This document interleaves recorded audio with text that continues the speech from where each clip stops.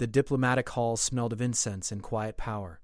Captain Marcus Chen stood at attention behind Ambassador Kalani's chair, his posture flawless, his expression unreadable. The Vorathian Empire's throne room stretched before them like a cathedral of authority, pillars carved from single pieces of midnight stone reaching toward a ceiling painted with conquests spanning 3,000 years. 8 species sat in the delegation circle, each waiting their turn to speak. The humans had waited 4 hours. Marcus didn't move. Didn't shift weight, didn't check the time on his implant. This was the job. The Royal Guard didn't fidget while empires negotiated trade routes that would feed billions. Ambassador Kalani's fingers drummed once against her armrest, a signal only Marcus recognized. Something was wrong, not with the negotiations, something else. The Vorathian Chancellor stood to speak, his 3 voices harmonizing in the formal dialect that required translation even for species with similar vocal structures. Marcus's earpiece rendered it in real time. The 4th moon of Sarathus Prime offers mineral deposits sufficient to sound cut through the chamber. Small. Desperate. Out of place. A child's cry. Every head turned. Every guard's hand moved closer to weapons they weren't supposed to touch in these halls. Marcus remained still, but his eyes tracked the source. Through the servants' entrance, a figure stumbled. Small, covered in the gray uniform of the palace's lowest workers. A child. Couldn't have been more than 7 standard years. The clothing hung loose on a frame that shouldn't have been that thin. The Chancellor stopped mid-sentence. Silence fell like a blade. The child looked up. 4 eyes arranged vertically on a face that reminded Marcus of old earth frogs, blinked against the chamber's bright lights. The species was Quilarian, Marcus knew. Refugees from the collapse wars. Most had died. The rest worked where they could. The child's stomach was distended. Starvation's cruel joke, making the belly swell when everything else withered. Please. The word came in broken galactic common. Please. Food. Guards moved from the walls. Not rushing. Efficient. Controlled. This was a breach of protocol that couldn't stand. Marcus felt the ambassador's fingers tap twice against her armrest. Don't interfere. But the child took another step forward, swaying. One small hand reached toward the delegation tables where refreshments sat untouched. Expensive delicacies from a dozen worlds arranged for appearance rather than consumption. Food, please. Sister, hungry. Sister. Not just one child. Multiple. The Vorathian guards reached the child. One bent to lift it away, movements professional but firm. The child struggled weakly, and something fell from its pocket. A piece of cloth, marked with the stains that came from wiping a younger sibling's face, from trying to clean them with nothing but love and spit. Marcus's jaw tightened. Ambassador Kalani cleared her throat. Chancellor, forgive the interruption. Shall we continue? The diplomacy of pretending nothing happened. Marcus knew the dance. They all did. The child would be removed, punished for the breach probably, or relocated, or processed through whatever system handled such things, and the humans would continue their bid for trading rights in the Vorathian sector, because Earth needed those routes and couldn't afford to offend an empire over one starving child from a species nobody had protected. The guard lifted the child. It didn't fight, just went limp, the way living things did when hope left them. Marcus moved. Not fast, not aggressive. He simply stepped forward, his boots silent on the polished floor, and walked toward the guard holding the child. Around him, hands went to weapons. Vorathian guards tensed. The other human guards in their delegation looked to Marcus with questions in their eyes. Ambassador Kilani's voice cut through his earpiece. Captain Chen. That's a direct order. Marcus reached the Vorathian guard, who stared at him with all 6 eyes. Marcus met that gaze and spoke in clear galactic common. May I? The guard looked to his superior. The superior looked to the Chancellor. The Chancellor's 3 voices hummed in what might have been irritation or curiosity. The human guard wishes to address this matter? The Chancellor's translation came through hollow. This is irregular. Marcus kept his eyes on the child. With respect, Chancellor, I request permission to handle the situation. You have no authority in this chamber, Captain. No, sir. Marcus paused. I'm asking for permission to act with yours. The silence stretched. Marcus could hear his own heartbeat. Could hear Ambassador Kalani's sharp intake of breath through the comm. Could hear the rustle of robes as delegates leaned forward. The child looked at Marcus with those 4 eyes. No hope in them. Just the blank acceptance of someone who'd stopped expecting mercy. Granted. The Chancellor sat back. Show us how humans handle disruptions to order. Marcus took the child gently from the guard's arms. The room waited to see what humanity would do when one soldier had to choose between following orders and following conscience while an empire watched. The child's weight felt impossibly light against Marcus's chest. He could count the bones through the thin uniform. Protocol said escort the child out. Diplomacy demanded he return to his post. Orders required obedience. Marcus carried the child toward the delegation tables instead, toward the food no one had touched, toward a choice that would either cost him everything or change the calculation of what humanity meant to the galaxy. Ambassador Kalani's voice came through his earpiece again, not ordering this time. Just 3 quiet words. God help us. Marcus reached the table and picked up a protein wafer with his free hand. He broke off a small piece and offered it to the child. The child stared at it, then at him, then took the piece with trembling fingers and ate it so quickly Marcus feared choking. He offered water next, tilting the glass carefully while the child drank in desperate gulps. The Chancellor leaned forward in his throne, all 3 voices focused now. You feed it? You understand this breaks 7 protocols and insults our household management? Marcus continued, breaking the wafer into small pieces, feeding them slowly to prevent the child's shrunken stomach from rejecting too much at once. He kept his voice calm, respectful, but loud enough for the chamber to hear. Chancellor, with respect, I see a child. The protocols I swore to uphold as a royal guard include protection of those who cannot protect themselves. The child is not your jurisdiction. The child is in front of me. Marcus offered another piece of wafer.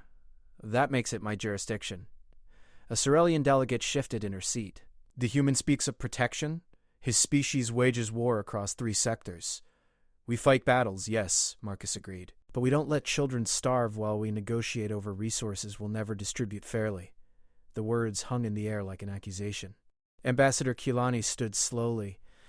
Captain Chen, you've made your point. Please return. Not yet, ma'am. Marcus kept his voice level but didn't look away from the child. The child said, Sister. There's another one. The Chancellor's voices hummed in a pattern that suggested annoyance. The human guard wishes to retrieve another refugee child? This is not a charity mission. No, sir. It's a guard mission. Marcus finally met the Chancellor's gaze. You asked me to handle this disruption. I can't complete that task until the situation is fully resolved. The child entered these halls seeking food for a sibling. Until both are fed, the situation isn't handled. You test our patience. I respect your patience, Chancellor, but I cannot in good conscience return to my post knowing a second child is in the same condition. The Vorathian guard commander stepped forward. The human makes demands in our house? The human makes a request? Marcus adjusted his hold on the child, who had stopped shaking enough to focus on his face. Show me where the sister is. Let me feed them both. Then I'll return to my post and we can continue these negotiations. And if we refuse? Marcus was quiet for a moment. This was the edge, the place where his career ended or something else began. Then you'll have to remove me from these chambers, sir. And you'll have to explain to the other delegations why the Vorathian Empire finds 1 human guard feeding 2 refugee children to be a threat worth forcing. Ambassador Kilani's voice came through his earpiece. Marcus, think about what you're doing. He was thinking. He was thinking about the child in his arms who weighed less than his body armor. He was thinking about the piece of cloth that had fallen on the floor, stained with the desperate care of a sibling trying to clean another with nothing but love. He was thinking about every reason humanity had fought to earn a seat at these tables, and whether any of those reasons mattered if this was what they did when one child asked for food. The child spoke again, voice barely a whisper. Sister, please. The Kalarian delegate rose from his seat. His species. His people.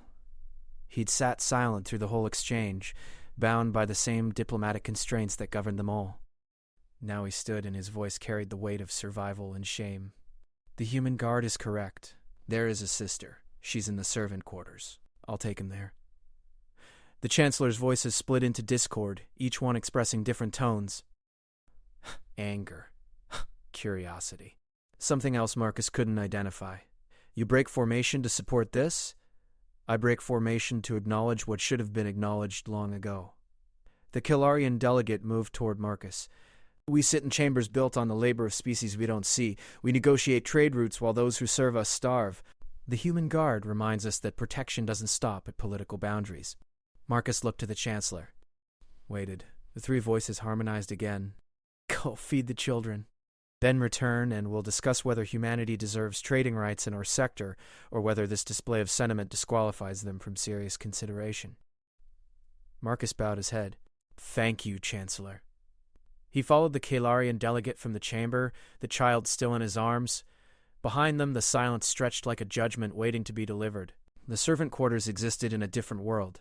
The stone floors weren't polished here. The lights were dimmer. The smell of incense gave way to the reality of too many bodies in too little space with inadequate ventilation. The Quilarian delegate moved through narrow corridors with the efficiency of someone who knew these paths too well. Her name is Kezra, he said quietly. The child you carry. Her sister is Milna. Marcus adjusted his hold as they descended a staircase. How long have they been here? 3 years, since the refugee ships arrived. Their parents worked in the mineral processing yards. Both died in an industrial accident. The Empire kept the children as servants. It's legal, under the labor treaties. Legal doesn't mean right. No. The delegate stopped at a door, but it means those of us who sit in chambers above can pretend we don't know what happens below. He opened the door to a room no larger than Marcus's quarters on Earth. 20 sleeping mats lined the floor. On one of them, a smaller child lay curled. The same 4 eyes. The same distended belly. She didn't move when they entered. Marcus knelt beside her, still holding Kezra. Milna? The child's eyes opened. Didn't focus at first, then found her sister, and something like life returned to them. Kezra squirmed in Marcus's arms. He set her down gently. She crawled to her sister, wrapped thin arms around an even thinner body. They held each other the way survivors did. Marcus pulled food from the pouches on his belt. Emergency rations designed for humans, but protein was protein. He broke them into careful pieces and offered them. Watched as 2 children who shouldn't have existed in this galaxy's political structures ate like they were storing food in their bodies against futures that promised nothing but hunger. The Quilarian delegate watched from the doorway.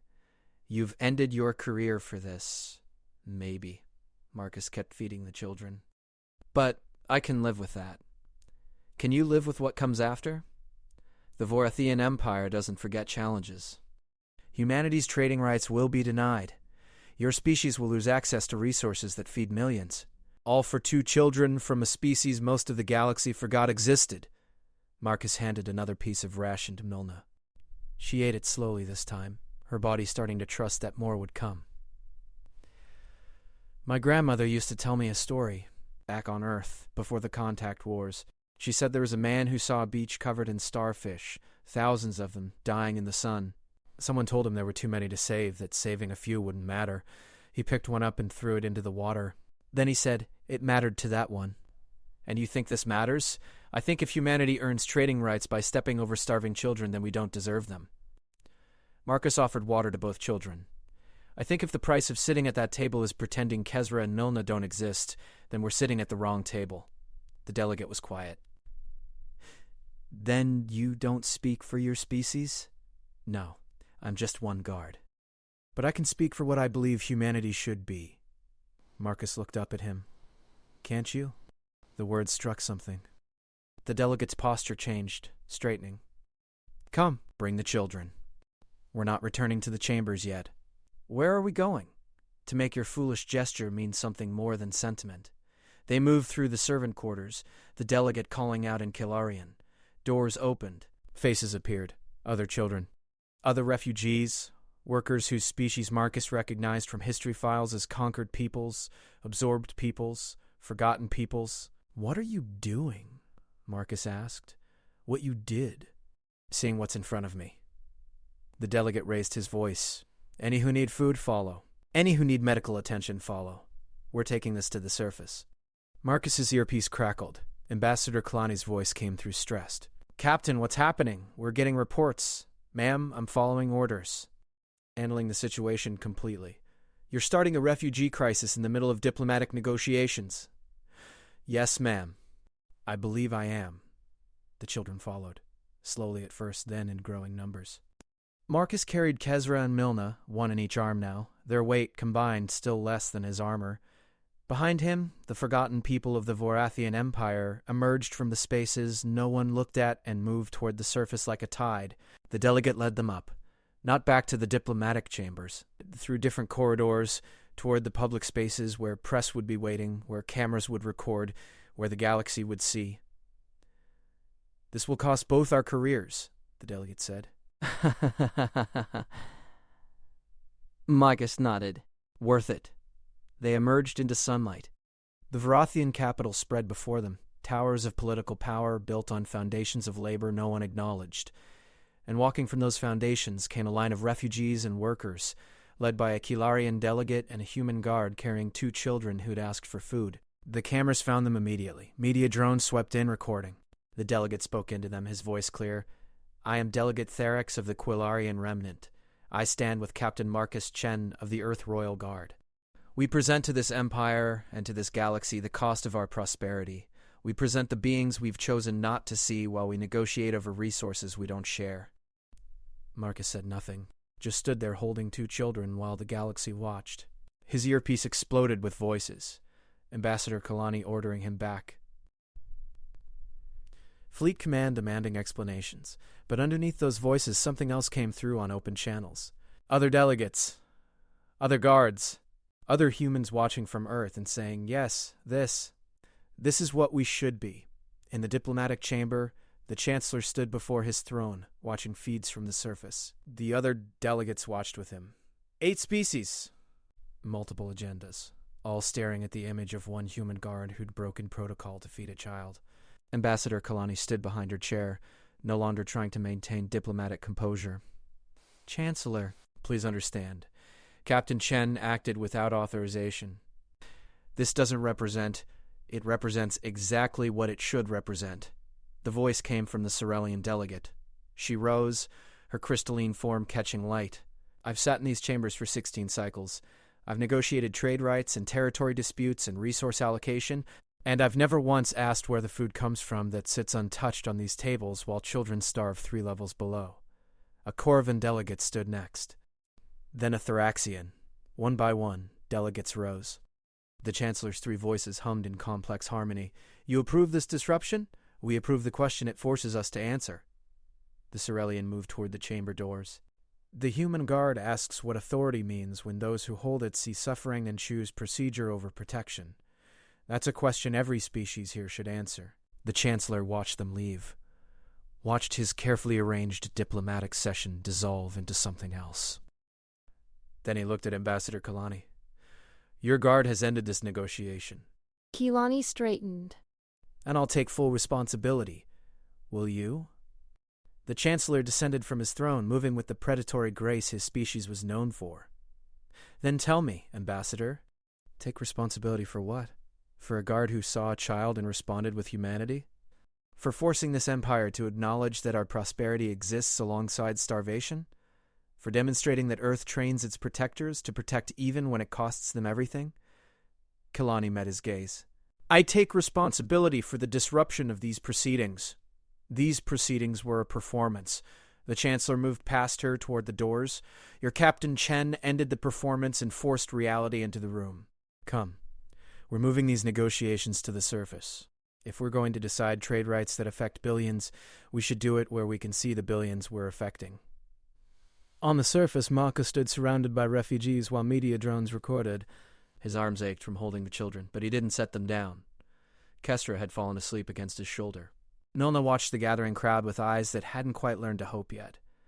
Delegate Terex stood beside him. They're coming. All of them. Marcus saw the diplomatic contingent emerging from the palace, led by the Chancellor, followed by delegates from 8 species. Ambassador Kalani walked among them, her face unreadable. The crowd parted. The Chancellor approached Marcus directly, all 3 voices focused. Captain Chen, you've created an uncomfortable situation for this empire. Yes, sir. I apologize for the disruption, but I don't apologize for the action. No, I wouldn't expect you to. The Chancellor looked at the children. Your species has an interesting approach to diplomacy. We're still learning, sir, but we're trying to learn the right lessons. The Chancellor gestured and servants approached with food. Real food. Prepared meals. Enough for the crowd. You've forced this empire to see what we've chosen to ignore. That cannot be undone. So instead of punishing the messenger, we'll address the message. He raised his voice, all 3 tones carrying across the plaza. By order of the Vorathian throne, all refugee labor is hereby reviewed. All children in servant quarters are to be transferred to educational facilities. All workers are to receive fair compensation and proper housing. These reforms begin today. The crowd stood stunned. Then someone started clapping. A human sound, but it spread. Other species picking up the gesture, the sound of recognition that something had shifted. Ambassador Kalani reached Marcus, spoke quietly. "You beautiful, reckless fool. Ma'am, Shut up. You did good." She looked at the children. "They have names? Kesra and Milna. They have names." Kalani repeated it like a revelation. Then she turned to the Chancellor. "Sir, Earth formally requests asylum for Kesra and Milna. We'll sponsor their education and integration into human society." Denied. The Chancellor's voices carried edge. "They remain with their people, but the Quilarian remnant will be granted territory and autonomy in the Vorathian sector." "They've lived in our shadows long enough. Delegate Therax, I assume you'll administer this territory?" Therax bowed. "With honor, Chancellor. Don't thank me. Thank the human who forced the issue." The Chancellor looked at Marcus again. "Captain Chen, you came here as a guard. You leave as something else. What that something is, I'm not certain. But the galaxy will remember the human who broke protocol to feed 2 children and, in doing so, changed the equation of power." Marcus felt Kesra shift in his arms. She woke slowly, looked around at the crowd, at the food being distributed, at her sister in his other arm. Then she looked up at him and smiled. The first smile he'd seen from her. It was enough. The negotiations resumed, but not in the chamber. They happened on the surface, with the refugees visible, with the cost of prosperity acknowledged. The humans won their trading rights, but, more than that, they established a precedent. When Earth's representatives spoke about protection and dignity, other species would remember the guard who'd carried 2 children through a palace and forced an empire to see what it had been stepping over. 3 months later, Marcus stood in the Quilarian territory's central plaza, attending the dedication ceremony for the first school. Kesra and Milna ran through the crowd with other children, their bodies filling out, their eyes bright. Delegate Therax had become Governor Therax, and the territory thrived in ways no one had predicted. Ambassador Kalani stood beside Marcus, both of them in formal dress rather than guard uniforms. "They're naming the school after you." "They shouldn't. I just fed 2 kids." "You fed 2 kids while the galaxy watched." That's the definition of changing history. She paused. "Fleet Command is still furious, by the way." "I know. But the people love you. Every refugee species in the galaxy knows your name. Earth's approval ratings in the Galactic Assembly are the highest they've ever been." She smiled. "They're promoting you. Effective immediately, you're the special envoy for humanitarian affairs." Marcus blinked. "Ma'am, I'm not a diplomat. You're something better. You're a guard who remembers what protection means." She handed him a data tablet. "Your first assignment. The Corvin sector has 17 labor camps operating in legal gray areas. Go see what needs seeing. Do what needs doing." Marcus took the tablet. Looked to Kesra and Milna playing in the plaza. Thought about the beach covered in starfish and his grandmother's voice teaching him that saving one mattered. "What if I start another diplomatic crisis?" "Then you start another diplomatic crisis." Kalani's voice was firm. "Humanity's message to the galaxy isn't that we're perfect or peaceful or even particularly wise. It's that when we see someone suffering, we do something about it. Even when it's inconvenient. Even when it costs us. Especially then." Marcus nodded. "Yes, ma'am." He stayed for the dedication ceremony. Watched the school doors open. Watched children from a dozen forgotten species enter a building that promised them futures instead of just survival. Kesra and Milna saw him in the crowd and waved. He waved back. Then he left, to find the next place where someone needed protection, and the galaxy needed reminding that prosperity built on suffering wasn't prosperity at all. He carried no weapons, no army, no political power. Just the memory of 2 children who'd asked for food, and the certainty that sometimes some person choosing to see what others ignored was enough to shift the weight of empires. In the Vorathian throne room, the Chancellor sat alone after hours, looking at images from that day 3 months prior. A human guard holding 2 refugee children. A moment that should have been a minor disruption becoming instead a turning point. His advisors had questioned it. Some still did. But the Chancellor understood what had happened better than they did. The galaxy had needed to see what humanity's promises looked like in practice. Not in grand gestures or military victories, but in one guard breaking protocol because a child was hungry. Other species had longer histories, bigger empires, more advanced technology. But humanity had something else. The dangerous, beautiful madness of individuals who would risk everything for strangers because their moral code demanded it. The galaxy was still learning what that meant. The Chancellor suspected it would take centuries to fully understand. But he knew one thing with certainty. The human guard who'd fed 2 children had taught the galaxy a lesson about power that no amount of military force or diplomatic maneuvering could deliver. That the measure of any civilization wasn't its strength or its wealth, but what it did when confronted with suffering it could choose to ignore. And humanity had chosen not to ignore it. That choice, repeated across thousands of situations by millions of humans who believed that seeing suffering meant responding to it, would reshape galactic politics more profoundly than any trade agreement or territorial treaty.